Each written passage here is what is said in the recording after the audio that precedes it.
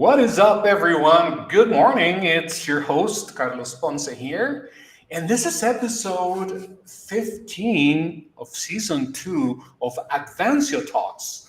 We are live, and today we have a special guest, Troy Hippolito. I'm gonna let him introduce himself in a minute. So thank you, Troy, for being with us on the show. And if you're just discovering us, if you're discovering Advancio Talks, well, welcome. If you've been here before since the beginning, well, you know what we're about. So here's a quick rundown. Advancio Talks is where we sit down with the people actually building the future of business and technology.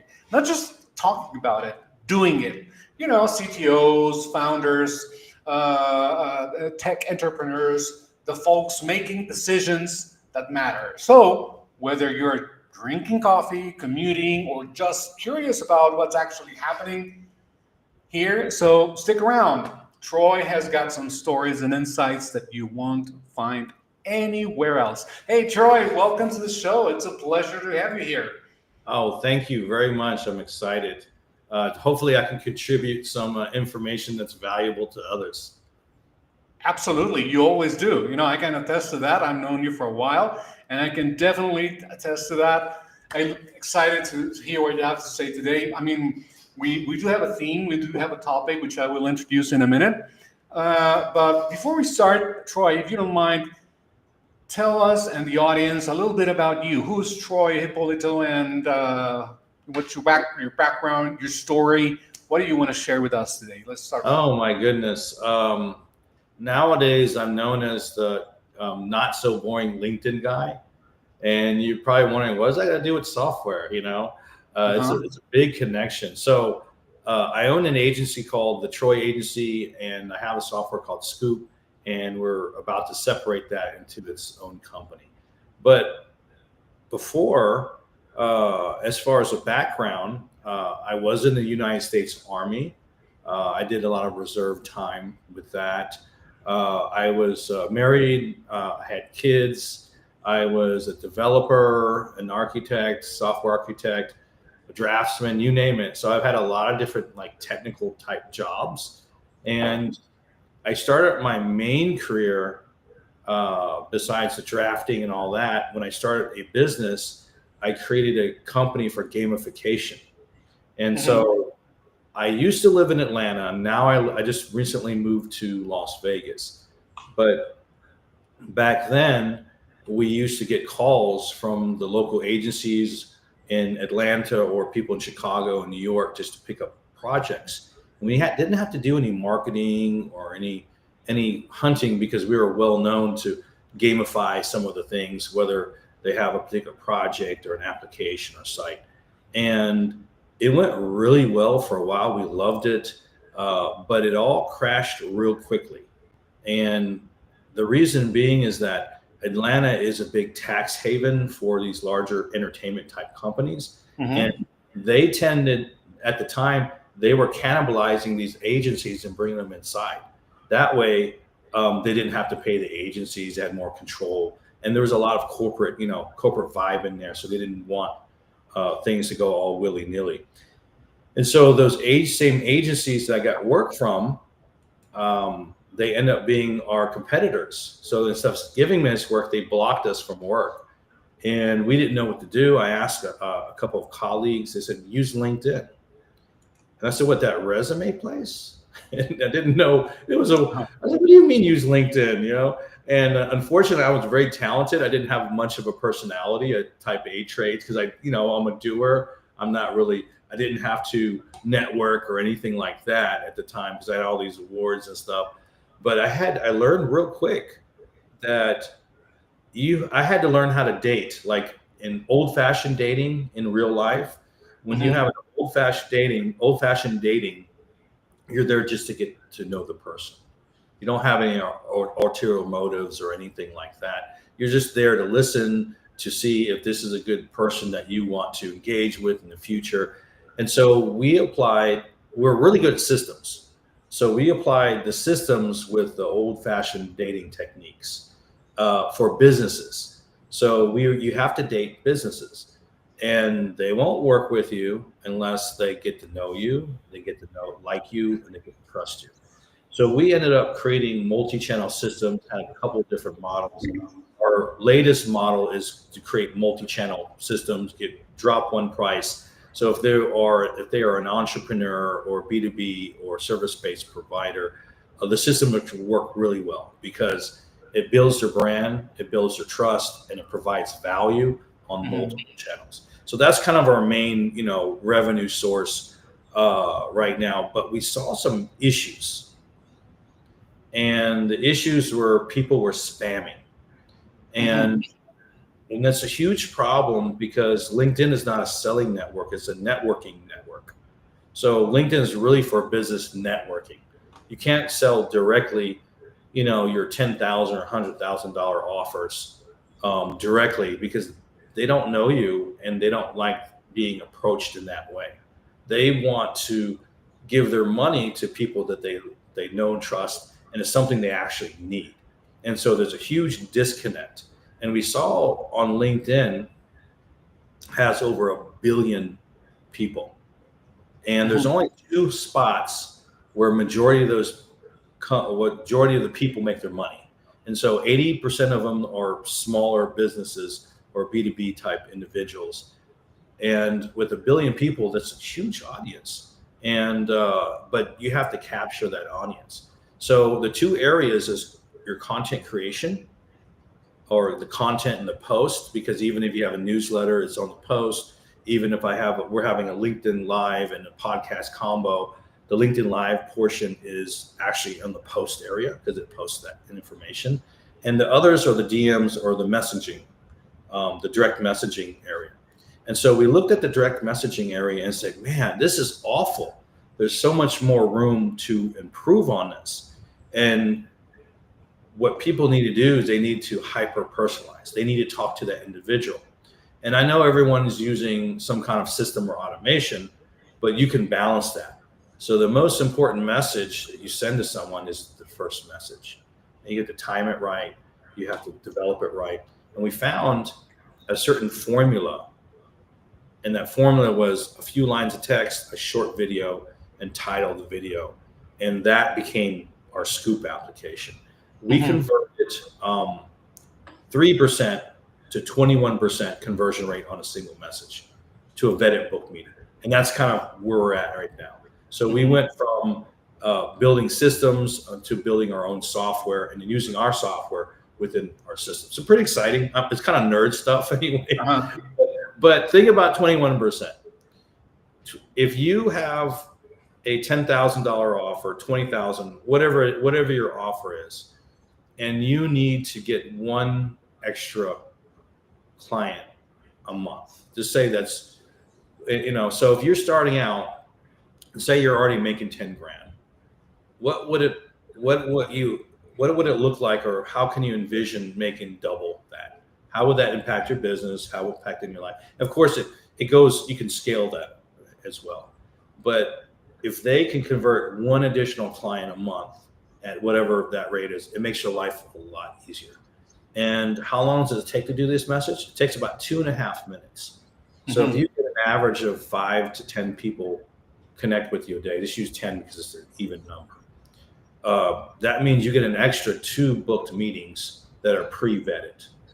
And you have an opportunity to, to build a relationship and to close that deal in a faster capacity. So if you can shortcut that relationship process, it will help you a great deal with your business.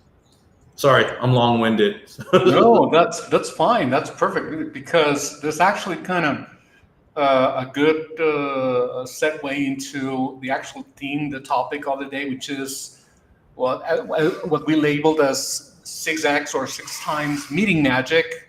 Yeah, We're talking about building the ultimate sales conversion Chrome extension, right?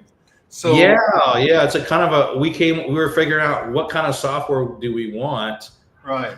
And we came up with a Chrome extension because majority of people use Chrome, and we wanted a tool that sat right in front of them so they could use it as they were on LinkedIn or any other platform. It's for multiple platforms, Facebook, Instagram, X, Reddit, that sort of thing. But we were thinking this shouldn't be a separate thing. It should be a tool as they're using LinkedIn. So it should be part of the experience. And that way they can engage with one person and move on to the next. So that a lot of times when we have a tool that's separated, you really can't interact with the actual platform. And so most people deal with the platform. And by building it that way, it kind of made sense and allowed us to have a robust back end and a simple front end. Troy, I'm curious about something very specific that's regarding the technical aspect of a Chrome extension of this nature. So what do you need when it comes to building this particular product, Scoop? What did you have to prioritize when building the integrations, the CRM components, everything that links Scoop to other platforms? What do you have to prioritize, and what do you have to leave before? Yeah, so we have updates at least once a month, sometimes twice a month. But when we were originally developing it, we wanted to solve a problem. So if I went from 3% conversion rate to 21%, that's a 6x conversion right there. And they're pre-vetting. The way it's set up is the other person vets themselves and they end up booking with you. And so that's the idea that you want. You want them to want to book versus you asking them to, or selling them something. So the main problem was, how do I get a higher response rate and higher conversion rate and build genuine relationships at the same time? So that was a priority. We had software prior that was internal that we built, so we knew that video converts better. But we realized if you did 2 or 3 lines of text, because people don't read like they used to, most people. So 90-10 conversion rate, 90-10, 10% love reading, 90% skip, right? And so if you send me a long novel of words with bullet points on a DM is like a text. I won't read it. I just will reply. I don't read novels, because who has the time to do that? Most people will scan through something. And so the formula of 2 to 3 lines of text, a short 30-second video, and titling the video with their name on it is what we call sandwich method.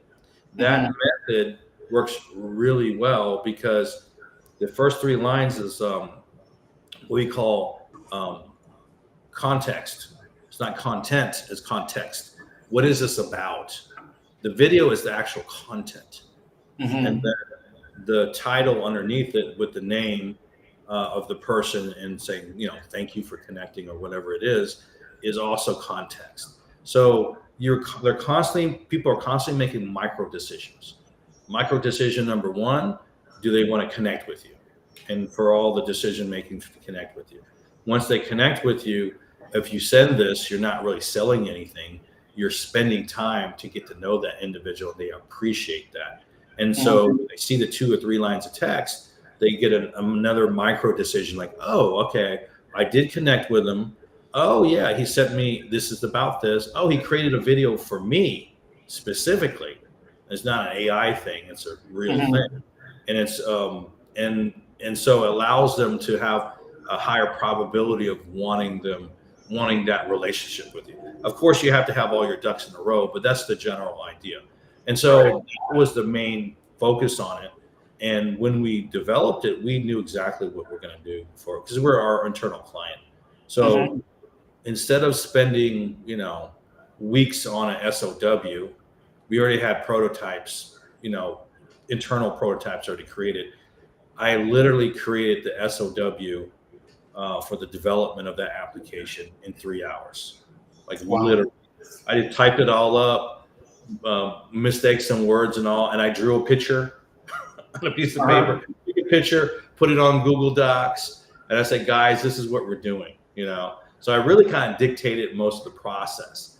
It didn't have things like the AI for content creation or the CRM in it at the time. So it wasn't the priority. The priority is, how do I build a relationship faster? And so we got that part of it done first. So would you say that this would be a good example of what I would probably call AI for good, in which you're using technical tools to build genuine relationships with human beings? Yeah, you can use all your power for good or evil. I mean, but the thing is, the people that are spamming, they're typically lazy, so they won't use this kind of tool.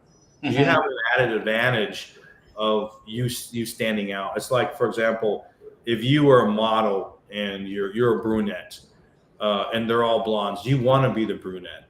You want to stand out because they get so many messages. You need to have a unique factor, and the unique factor is I put effort into it. So when you do a 30-second or 1 minute video, you're actually looking at their profile and saying, "Hey, Carlos, it's great to connect with you. I see that you do this, this, and this. Mm-hmm. I do this. Not sure if I can help you, but I just want to say thank you for connecting." And my only CTA is asked. I said, "You know what? I have a great I have a great network. I do. I maxed out my number of connections." And so people a lot of times want me just for my network. So I use that as a little ploy. And I say, I do have a really good network. If you have a chance, take a look at my profile and you see any dots to connect, feel free to send me your booking link and I will schedule some time on your link. So I Mm-hmm. don't even give them although there is a link next to the video for booking, because not everyone has a booking link. I ask them for theirs if they see anything worth talking about. Mm-hmm. So the ask is equal to the current relationship. And to recap, the current relationship is we just connected. Um, he sent me a message. He took time to put a video on. Oh, he really knows about me because he spent some time on my profile. His ask is to look at the profile. Well, I did connect with him, and I Mm-hmm. connected with him for a particular reason. I will take a look at that, and I have a stellar profile. And if they see anything worth talking about, they'll send me their booking link, or they'll just schedule some time with me. And so that formula is a low friction, and it's a way to get them inside of your ecosystem. And then Mm-hmm. you apply something called, and it has nothing to do with the Scoop application, but it has to do with our systems. You want to always apply a 3-tier value structure. So let me explain. I'm sorry. 3 tiers. Tier 1 is free. Mm-hmm. So this podcast is free to the audience. It's providing value, insight, entertainment, yada yada. Right? All content is free. Sometimes a meet and greet is free, right? And all those have a potential value. A lot of times when people will book a 20-minute meeting with me, they have a particular issue. And they'll just tell me. And I say, "Oh yeah, I see what you're doing. You need to do this, or you need a daily process, or you need to whatever the case. Or I can't solve that problem. I'll introduce you to someone that could solve that, or they're looking for whatever it is, right? Those tier 1 is free. Tier 2 is low cost. For me, it's Scoop. Scoop is $47 a month. How much is a deal worth? Like a high Mm-hmm. value deal. I don't know. It could be $1,000 a month. It could be, $20,000 a month. It could be a $1 million project. You know, so if they give me a single dollar, put it this way: if they give me a dollar, they like me a lot more than giving me no dollars, right? If they never Mm-hmm. gave me any money, they're not going to pay any attention. So people pay to pay attention, and so those few dollars that they give me brings them inside my ecosystem. Now they want to learn how to use Scoop. I got free meetings for that. How can I convert? And then they say, "Wow, that's pretty good, but now I need multi-channel systems because I need to drive some real business. I need help with VAs. I need closers and that sort of thing." And so that relationship grows based on their need. Uh, Mm-hmm. so again, the third tier value is actually your high value offer. For me, we have a 90-day client acquisition Plus program. We call it the Plus program. And I don't want to get into that too much, but it converts really well for the right client. Now, Right. that client doesn't care about building relationships and they just want to sell. You're going to have a hard time no matter what you do. Right. And so the people that are being successful actually believe in what they do, and it will help that individual, that company. They truly believe that, and they're willing to build up a relationship. And so I think that is the key thing to success. Whether it's my system or someone else's system, if you bring a horse, to water and they don't drink, for example, if you set up a system where they have really good potential relationships and they don't make the meeting, they can never close the deal, right? And so you have to work with the right people. And that's another thing that people forget. They think, they logically have this thing and they need this thing to make more money, but they're not talking to me. Well, it's probably because they don't know you and they don't like you. It's right. 80% of the decision making is really if they like you. All this other stuff is just a checkoff list. Right. Kind of crazy, right? You would think logically, if I had something, whatever that something is, that would make you money. Say, for example, I had a red button on the wall, and I said at 8 a.m., if you click that button, you'll get meetings, right? And a lot of people aren't the right people because it's like, well, I don't know. It's not the right shade of red, that button. Or I don't know if I can push the button hard. And they just give all sorts of excuses. You have to be in the right frame of mind to actually close those deals. Right. Anyway, I went off on a tangent, but you get the idea. No, of course, I do. And that kind of leads, I became curious about something. I think that when we initially had our first conversations before the show and earlier on, I said that I'm not an engineer by any stretch of the imagination, even though that I understand the industry of creating a product and building it and putting it out there and adoption and all those things. But I'm not an engineer. I don't have an engineering background. So because of that, I'm curious to ask you a little bit about, and you are someone who has an engineering background or a development background, you have technical experience, etc.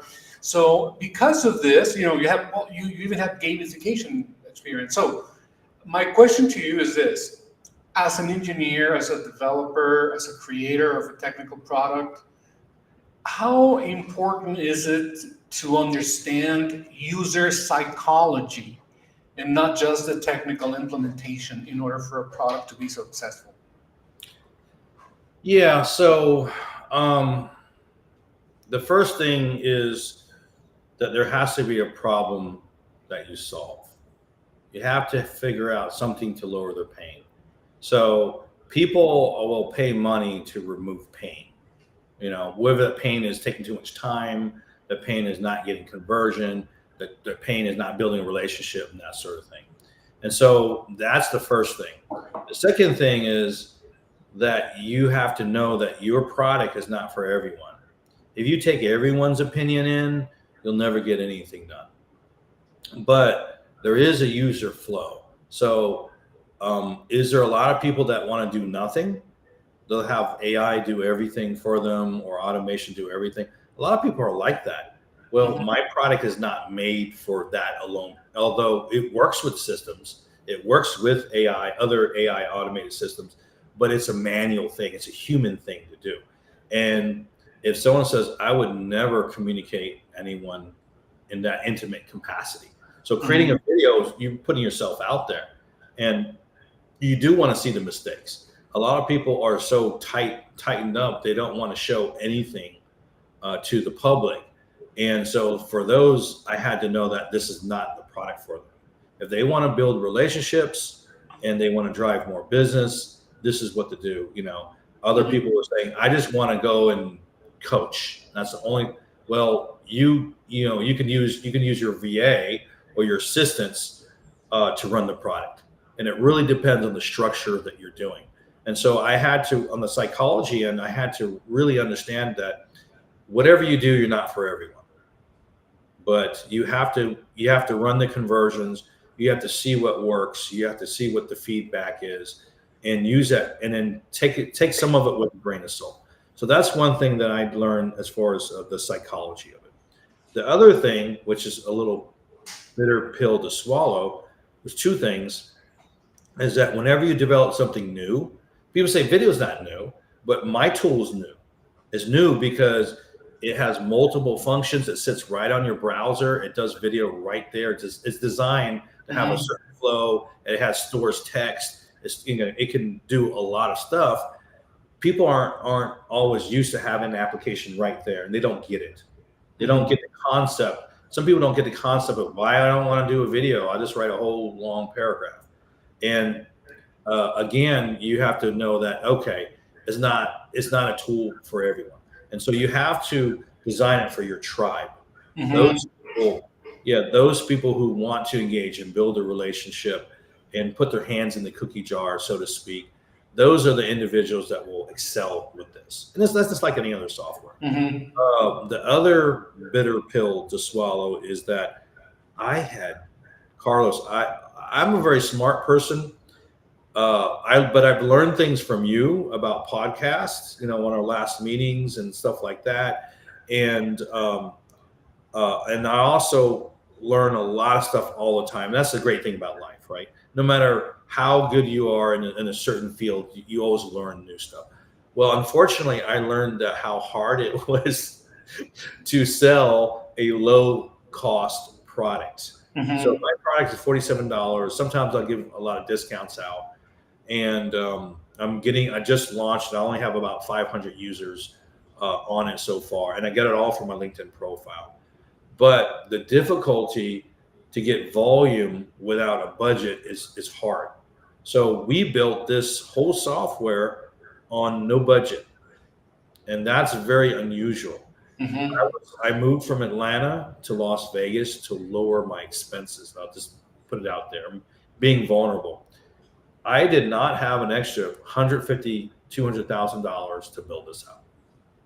And I wanted to build it. I know there's a certain time frame where this thing will be useful.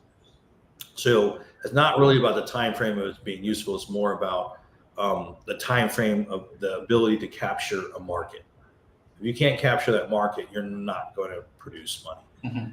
And so I took a dip, and I spent 6 to 8 months developing this, and I hardly took in any work. And so a lot of my extra client work, and I usually would bring in, I wouldn't. And I concentrated myself and my team, which is a great group of guys. We just knocked it out. And when we knocked it out, we thought, and we were wrong on this, and there's no way we would have known. We thought we would make a lot of money because before we developed it, we vetted the product. And we had 3 particular companies we vetted it with. And then there were like CRM type systems that are very large, right? Some were large and some were small. But we had three they all wanted the software. So we don't have this functionality, and we want this functionality.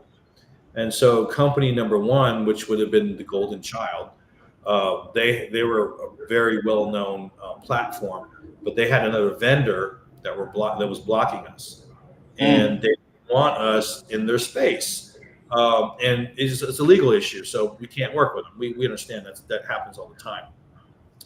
The second client was a white label of another CRM type system, and they did very well. And they said, I love this idea that you, and then I know that you said you're develop it and we want to integrate it. We would like to open up your source code. And can you imagine, for people that don't understand what that means we want to rip you off. We want to take your code. That's what that means, right? And so the third company, which still made a great amount of money, they said, I want to integrate it in my system as well, but I don't want to pay you anything. And so that was very difficult because I spent 6 to 8 months well, it's really closer to 8 months, getting this out, surviving in a very low, this like sweat equity, no budget, no money coming in other than like my regular stuff, barely paying bills to get it out. Right. And I'm bootstrapping Mhm. for real.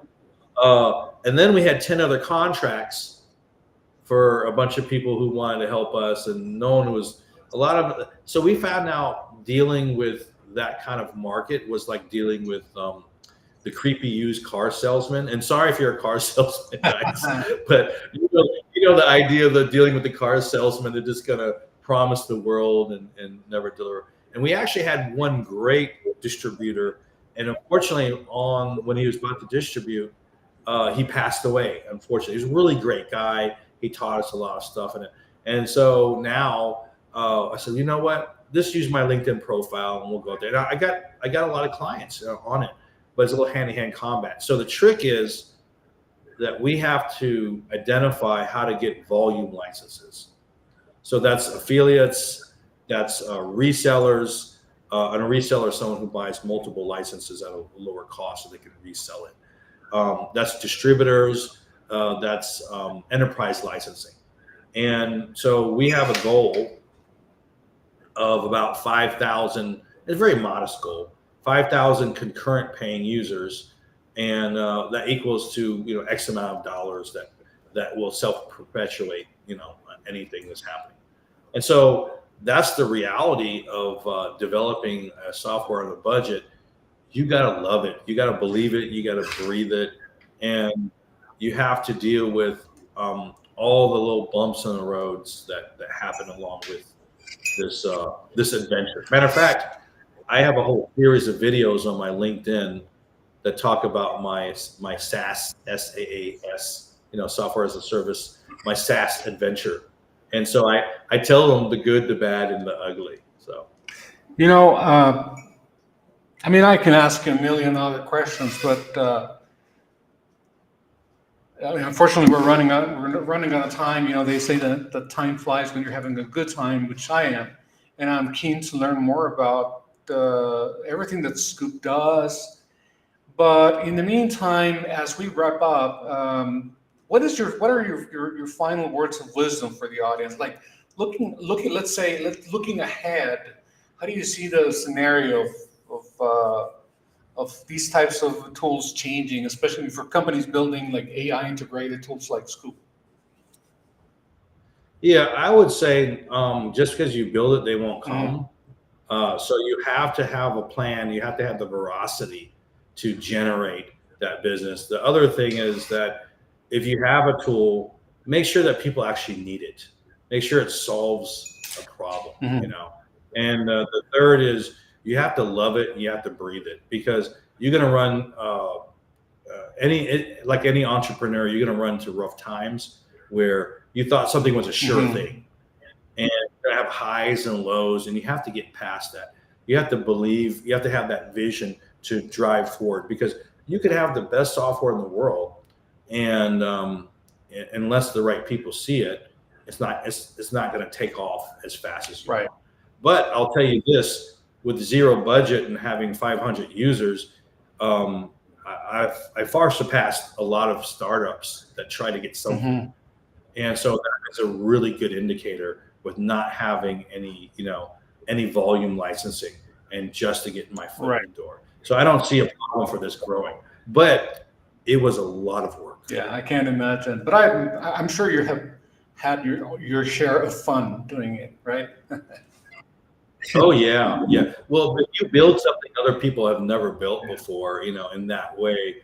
In my gamification, we used to love building virtual worlds. Mhm. Multi-channel virtual, multi-channel virtual worlds. It was really fun because doing gamification gave you an opportunity to build something unique, something that other people couldn't do, Yeah. And so whatever you do, you have to really be passionate about it and love it. Indeed.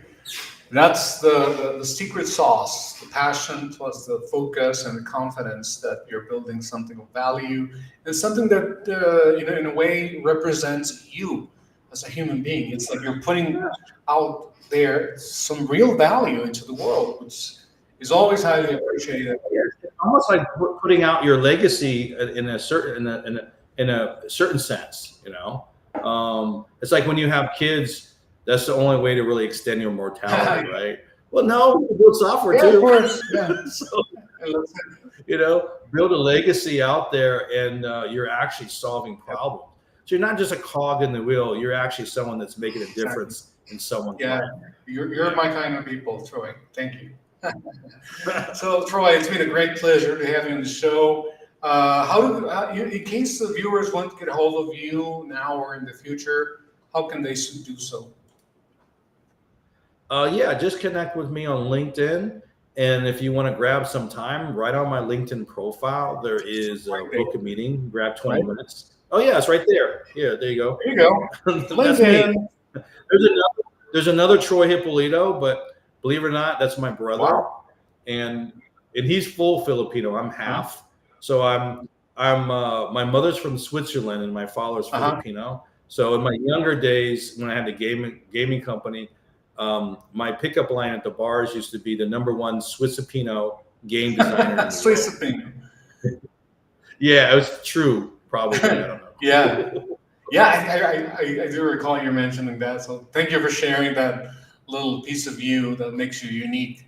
And what about your company website? I believe it's thetroyagency.com. It's right there. Yes. Yeah, it's right there as well. Yeah, appreciate that. You can check that out. There's a booking link there. We have a portfolio of projects. And if you are a consultant and trying to grow in the LinkedIn spot, reach out to me and I'll just be honest. I'll say, oh yes, this is a good market. And if you do these things in this direction, you'll be able to make it. But again, I think if anyone caught anything in this program today, is that you have to build a relationship and you have to provide value.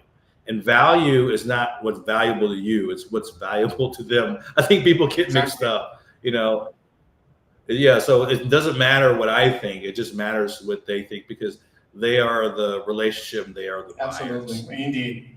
Well, Troy, it's been a great pleasure. Please, Troy, stay with me as we go off the air while I make a quick announcement. Folks, if you're watching next week, I just want to make a quick announcement of what's coming next week right here on the Advancio Talks. We're going to be having a great conversation with Jason Crawford. He's the CEO and founder of a company called Swear. I'm not going to tell you what it is. I'm not going to give you a spoiler, but you be on the lookout for all of our social media channels and our website. And the topic is going to be, that's kind of intriguing because it's Truth in Tech, creating counterfeit-proof digital assets with Web3.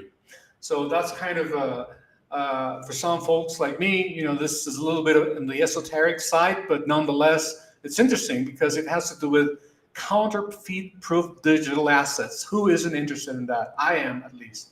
So that's what we have right here on the Advancio Talks next week at 11 o'clock Wednesday in Mountain Standard Time. So make sure you bookmark it. And again, Troy, thank you so much for having me with us on the show. And see you next time right here on Advancio Talks. Thank you.